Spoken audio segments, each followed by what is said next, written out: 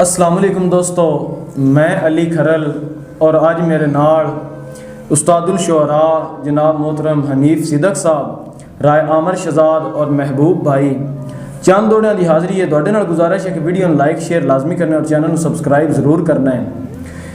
एक नवे साल ते दौड़ा के गुफरान अफसुरदा जिंदगी दी तस्वीर ना बदले क्या फ़ायदा, असां उजड़े हाए मशहूर साडी तशहीर ना बदले क्या फ़ायदा, ते साडे मत्थियों मंदड़े लेखां दी तहरीर ना बदले क्या फ़ायदा, लख वार वटीवे साल प्या तकदीर ना बदले क्या फ़ायदा।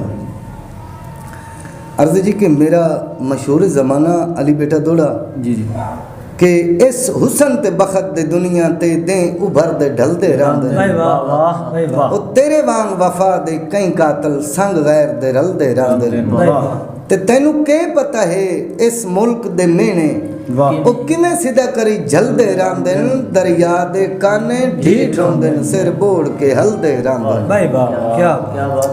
सिद्दक साहब शेर के दमी उठदियां अख दे नूर इतफाकन मेरी अख दे सामने आ गए ते सारा दे बासिस्त मसरूर निभाया इंज सज्जन दीदार करा गए।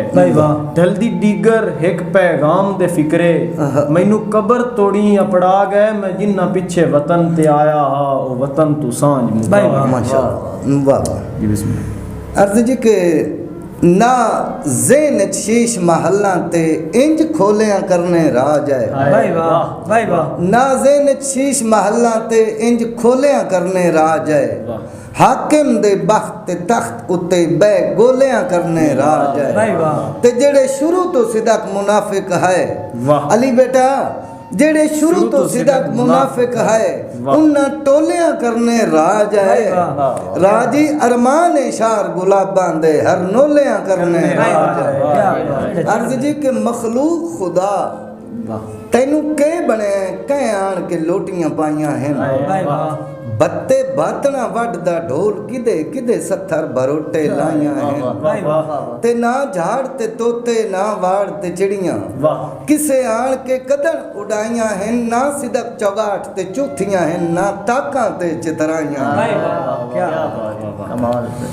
ते एक शेर के एक नज़र दा लुटिया नित सहरा विच कुछ खाक ते नक्श बना छड़दा है। पखू औंदेस अंजम दर्द वंडावेण कुछ लिखदा है गल विच पा छड़दा है। उदू शाम दा हटदा हर पखनू इया मुड़ मुड़ लफज अना छड़दा है। असां कोई पैगाम नु ले जाना तेरा मोहसिन पर कटवा छड़दा है।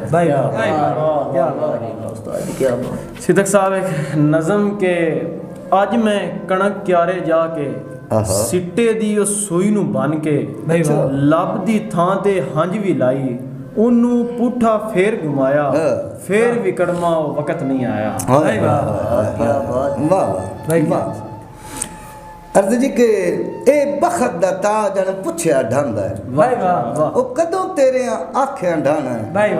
लगी जदन मी डांग सिवादे विच रखवालियां राखियां ढाना है। ते जदे घुंगरू सिदक उमेल दे खड़के ओ कईयां गदरियां लाखियां ढाना है। कदों डीवियां लाटां कढणियां ने हेठां जदन दिवाखियां ढाना है।